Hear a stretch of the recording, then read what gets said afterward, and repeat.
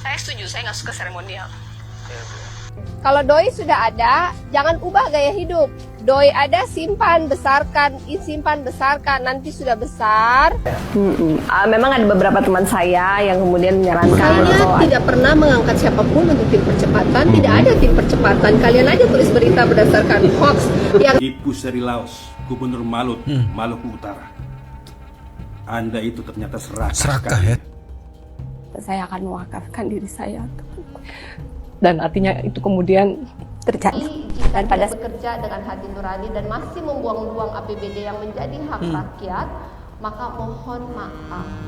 Karena yang pengen hidup bukan cuma Bapak Ibu aja. Assalamualaikum warahmatullahi wabarakatuh. Gimana kabarnya teman-teman semua? Semoga baik-baik saja ya. Ada salah satu pernyataan yang menarik sebetulnya dari salah satu netizen tentang Gubernur Shirley begitu ya, Gubernur Maluku Utara, bahwa beliau adalah gubernur yang serakah katanya. Tapi ada yang menarik sebetulnya tentang statement-statement dan terobosan-terobosan yang dilakukan oleh Bu Shirley yang menurut saya dan menurut mungkin sebagian orang juga ini kebijakan yang luar biasa. Ini menarik sebetulnya, kita reaksi ya. Bagaimana videonya? Ini dia. Kan tugas gubernur itu bukan administrasi ya. Tugasnya gubernur itu kan cari program. Saya kalau ke Jakarta sehari saya bisa 3-5 kementerian. Cari program apa yang bisa dibawa ke Maluku Utara. Kayak contoh salah satunya 6 desa nelayan merah putih. Tadinya dapat 2. Kemudian silaturahmi 6. Kemudian sekolah rakyat. Kalau nggak ke sana, kita daerah timur tuh kadang nggak tahu ada program itu. Ke sana tahu jemput bola ya Bu? Dapat, terus sekolah Garuda dapat. Jadi kan kita kan duitnya pas-pasan ya. Jadi kita harus ke sana minta program, minta itu. Kalau saya cuma di kantor nggak bawa apa ngapain? Jadi itu menarik ya? Saya setuju, saya nggak suka seremonial. Ya. Saya setuju sih kalau karena saya udah jadi kepala daerah ya, Bapak kalau buka itu banyak banget seremonial. Saya bilang program angin.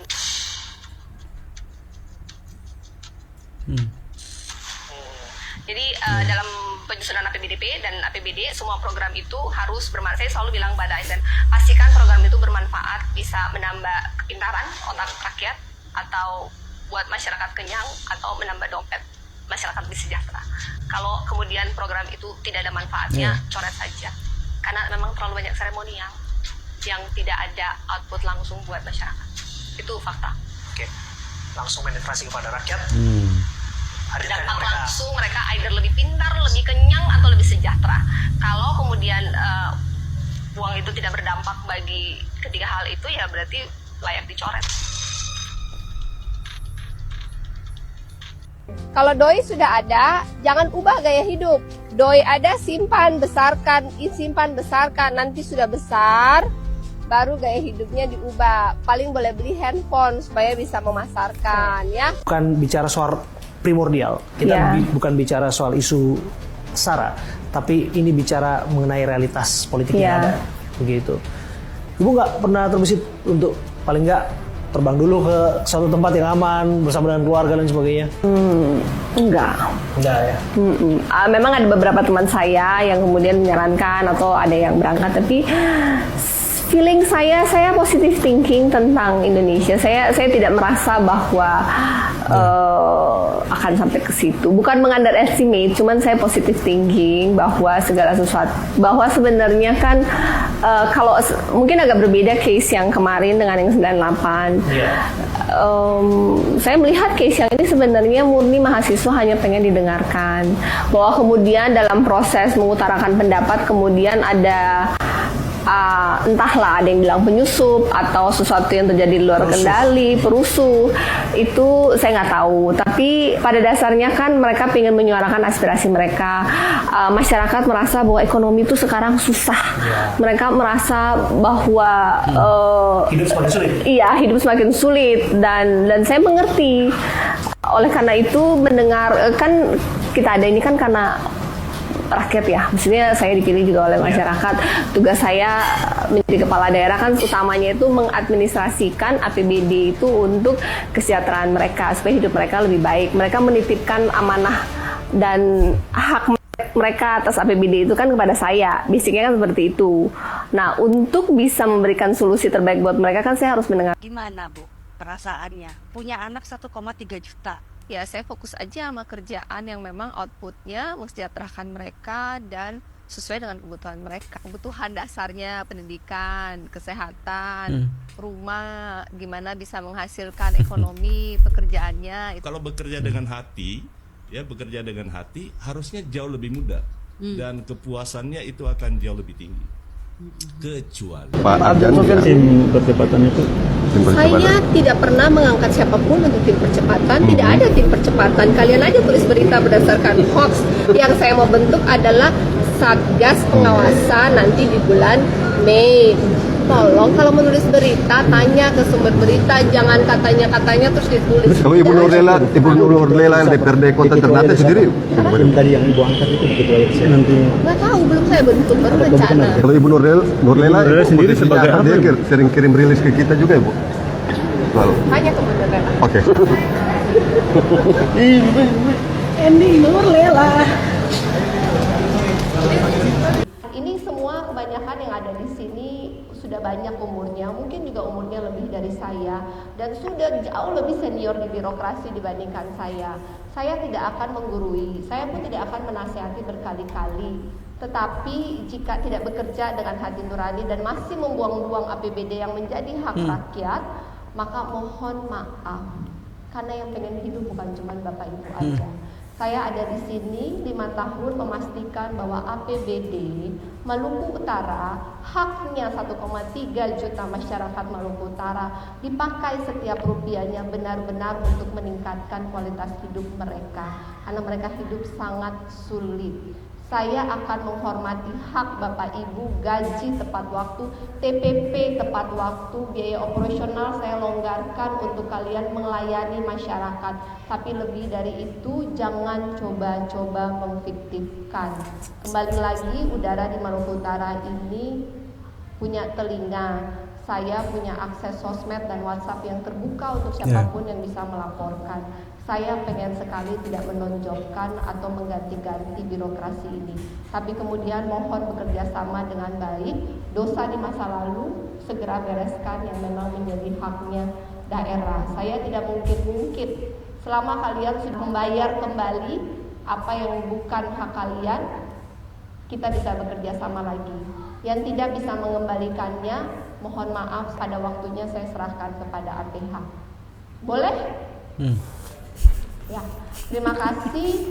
Harapan saya ke depan kita bisa bekerja sama dengan baik, lebih dewasa, dengan hati nurani. Apa hak kalian, silahkan kalian ambil. Apa yang bukan hak kalian dan hak masyarakat, tolong dibantu untuk mengadministrasikan APBD ini dengan adil kepada memang siapa yang berhak. Shirley, apa kabar? Baik, Bung Rocky.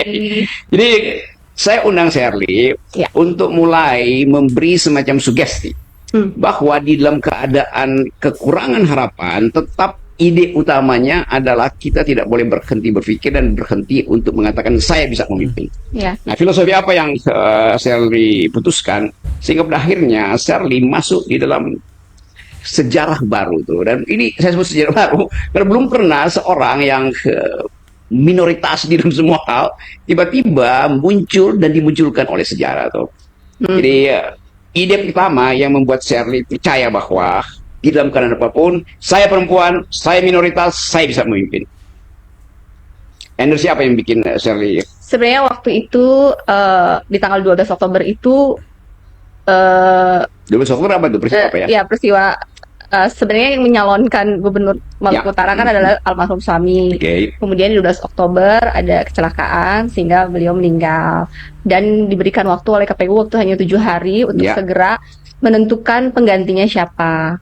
Nah, di tanggal 13 banyak yang datang untuk partai politik terutama dan para relawan semua meminta saya untuk menggantikan beliau. Saya potong di situ dulu ya. Kan orang selalu menganggap ini Shirley kok keterlaluan ya. Masih seminggu tapi udah punya ambisi untuk memimpin kan.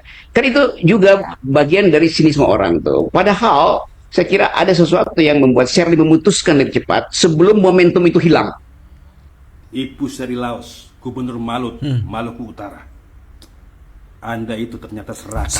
Serakah. Kok ada orang seperti Anda ini? Heran saya. Anda itu gak cuma memiliki paras yang cantik, tapi Anda juga punya hati yang baik. Anda itu memutuskan untuk maju menjadi gubernur menggantikan almarhum suami Anda, Beni Laos. karena alasan Anda ingin meneruskan cita-cita mulia beliau. Dan hebatnya, Anda itu berhasil loh. Itu terbukti dengan tingkat kepuasan masyarakat Anda di atas 90%. Begitupun dengan program 100 hari saya, sebenarnya saya juga tidak tahu harus ngapain. Tapi along the way berjalan, tiba-tiba ada hikmah, tiba-tiba ada ide, tiba-tiba Tuhan kasih solusi. Kemudian semua yang saya rencanakan bisa selesai dalam 2 tahun, selesai dalam 100 hari ini. Wow. Ya. Hebat Anda. Anda itu punya keberanian, kecerdasan, dan hati nurani yang istimewa. Top untuk Anda Ibu Sherly. Saya salut dengan Anda. Untuk gubernur-gubernur yang lain, coba dong tiru Ibu Sherly ini agar cepat maju bangsa kita. Jangan cuma cantik dan tampan gagah doang. Yang ada penampilan dan hatinya saling berlomba keburukan. Gimana? Terus betul ya, gubernur yang serakah begitu, udah cantik, baik, pinter, cerdas begitu ya, kaya juga, sehingga satu paket komplit yang luar biasa. Mungkin ini adalah berkah yang dimiliki oleh Maluku begitu ya. Dan kalau kita lihat antara kebijakan yang terjadi di Maluku dan kebijakan yang terjadi di Jawa Barat ini hampir-hampir sama begitu. Bahkan kalau saya lihat sama begitu ya. Bagaimana Jawa Barat dan Maluku punya pemimpin yang punya ketegasan luar biasa. Yang bagaimana setiap kebijakannya itu harus memang menyentuh begitu ke rakyatnya. Kalau ada misalnya birokrasi yang coba main-main begitu ya, ada 2 pilihan. Silakan kembalikan atau silakan keluar begitu ya. Yang kalau kita lihat ini hampir sama ya dengan kebijakan dari Jawa Barat. Ini mungkin alasan sebetulnya banyak sekarang netizen ingin mempersandingkan beliau RI1 Kang Deddy bersanding dengan Bu Sherly begitu ya. Dan kalau kita lihat memang semua kebijakannya sama dan tingkat kepuasan masyarakat pun hampir sama begitu ya, 90-90 begitu.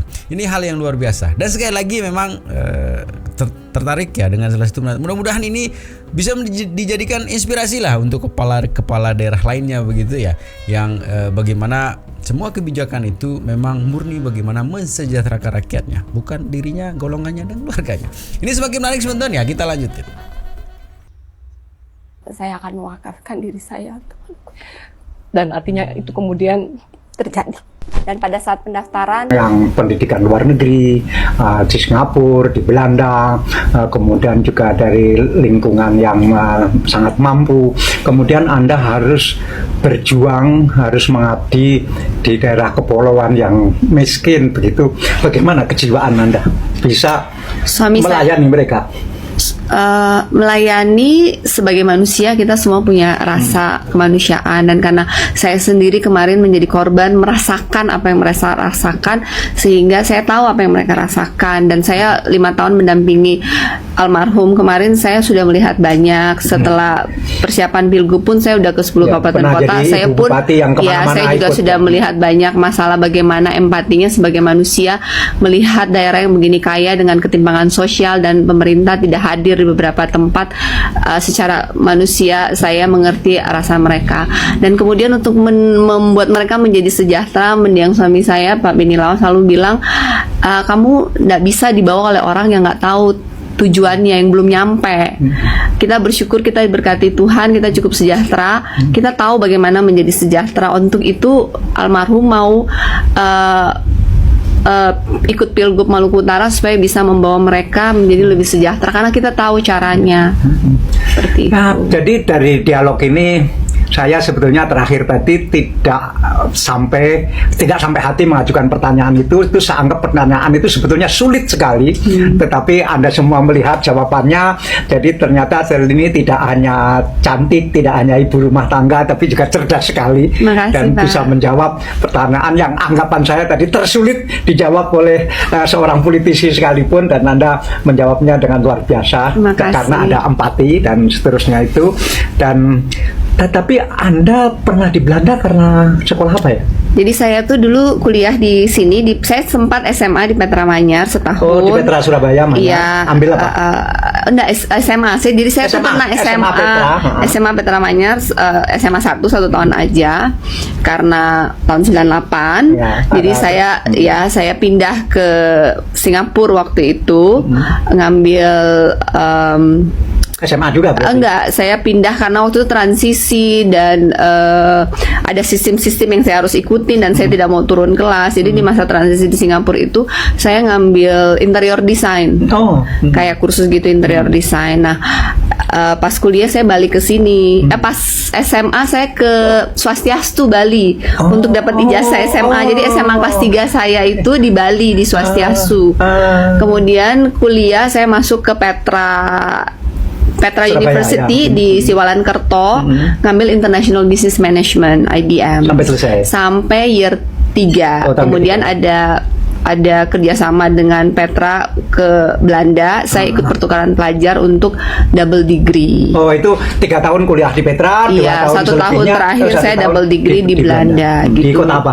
Di Amsterdam. Ambil apa? Lanjutan sama international business. international business. 6 bulan kuliahnya, 6 bulan saya magang di Ahold, kayak supermarket chain di sana. Jadi pernah bekerja di Belanda. Dan ketemu Pak Beni di mana? Pak Beni di Bali. Kenapa di Bali? Sekarang waktu itu saya tinggal di Bali karena tahun 98 iya. itu keluarga saya tahun 99 keluarga saya karena ada kerusuhan, jadi keluarga saya pindah ke Bali, tinggal di Bali tahun 99. Nah, saya kenal Pak Beni itu Desember 2004. Dikenalkan sama tante saya lewat telepon. Pengen dikenalkan karena waktu usia Pak Beni udah 33 tahun kan, belum menikah. Saya waktu 23 tahun, baru pulang dari Belanda. Oh enggak, saya masih 22 waktu itu. Pak Beni 32, saya 22. Jadi Pak Beni ke Bali untuk ketemu, dikenalkan. Terus kita berkenalnya singkat, terus Mei 2025 kita udah menikah. Ya. Dan Anda tidak pernah magang di perusahaan Bapak Anda ya? Sempat magang sebentar juga beberapa di perikanan bulan. itu? Iya. Saya dulu ke Makassar, kalau kapal datang dari Ambon ke Makassar, kalau jual ke Makassar, saya yang ke Makassar nyeker ikan, Pak.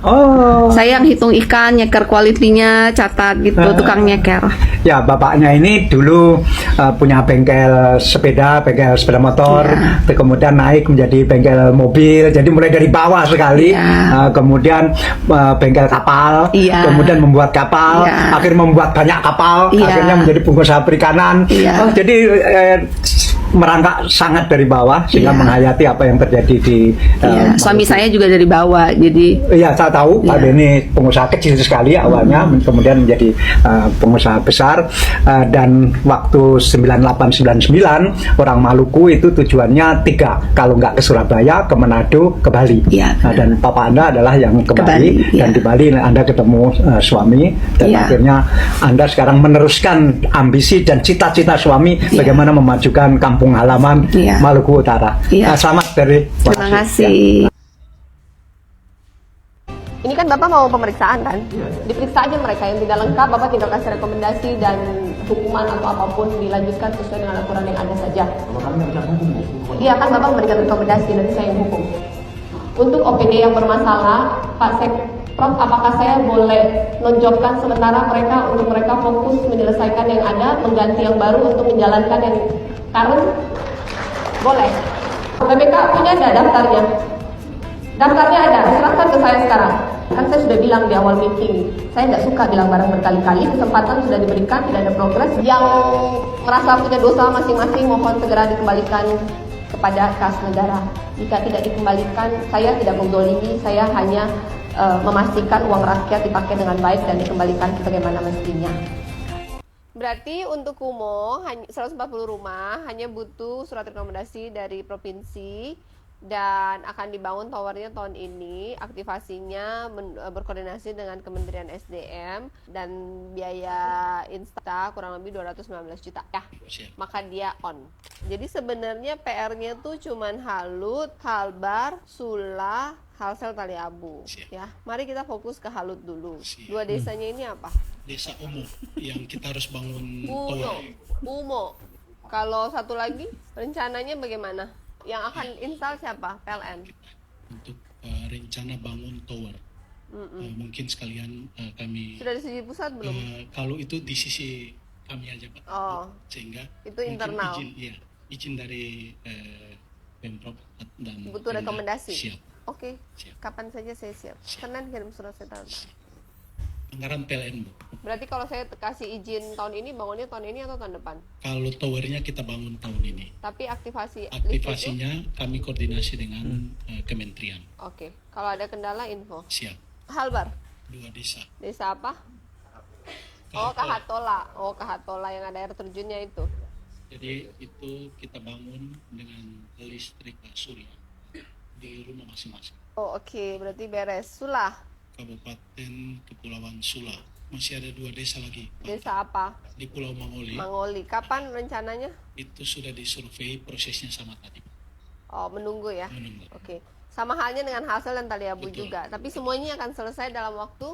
Kalau sesuai dengan roadmap kami, tetap sampai di 2029. Nanti minta perencanaan masing-masing kabupaten kota dan desa yang belum, untuk ketika saya ada janjian dengan Kementerian SDM, saya sounding juga minta diprioritaskan. Kemudian terkait dengan elektrifikasi RE yang belum 100% ini tuh minta listnya juga, desa apa saja, jumlahnya berapa. Nanti saya bersurat ke kabupaten kota berarti untuk mengidentifikasi kalau memang mereka masuk di data DTCN Desil 1, 2, 3 untuk pemerintah bayar aja. RE-nya 100% semua. Yang kabupaten kota mau bekerja sama, mereka yang bayar, yang tidak mau bekerja sama, saya subsidi aja dari Pemprov. Serakah. Gue mau bilang ini bang, dunia harus mencontoh Maluku Utara sebagai role model demokrasi. Kenapa? Maluku Utara itu sekarang dipimpin oleh seorang sosok triple minoritas, perempuan, non-muslim, dan Chinese. Karena dia kepilih karena dia banyak uang. Maksudnya role model demokrasi dalam arti lu triple minoritas, tapi lu memimpin orang-orang yang mayoritas muslim, tanah kesultanan, ribuan ratusan. Iya, menurut lu apa yang bikin dia kepilih? Menurut gua apa? Partai kah? Bisa jadi. Isi amplop kah? Bisa jadi. Ya udah, nggak strategi politik sih bang. Ini masalah metode dan strategi ketika pemenangan aja gitu. Jadi tidak mungkin bahwa pajak alat berat yang ada di Maluku Utara itu hanya 1,5 miliar. Faktanya pajak alat berat selama ini yang masuk di PAD Maluku Utara hanya 1,5 miliar. Itu menjadi fokus kami di Pemprov tahun 2026 untuk segera meningkatkan pajak alat berat sehingga bisa meningkatkan PAD Maluku Utara. Jadi gitu teman-teman videonya ya, mudah-mudahan videonya sekali lagi bisa menginspirasi begitu ya untuk kita semua, untuk semua kepala daerah begitu ya, yang bagaimanapun juga apa yang disampaikan oleh Bu Sherly dan apa yang disampaikan oleh Kang Deddy bahwa beliau itu dipilih oleh rakyat begitu ya. Jadi semua kebijakan harus juga mengatasnamakan rakyat dan langsung terjun bagaimana kalau kutipan dari Bu Sherly, apakah kebijakan itu bisa menyenangkan begitu ya, bisa membuat pintar atau bisa membuat sejahtera begitu ya, bahwa itu yang dilaksanakan, jangan untuk kepentingan dirinya ya. Tapi intinya kita sebagai warga negara sebetulnya tetap jaga persatuan dan kesatuan kita ya. Assalamualaikum warahmatullahi wabarakatuh.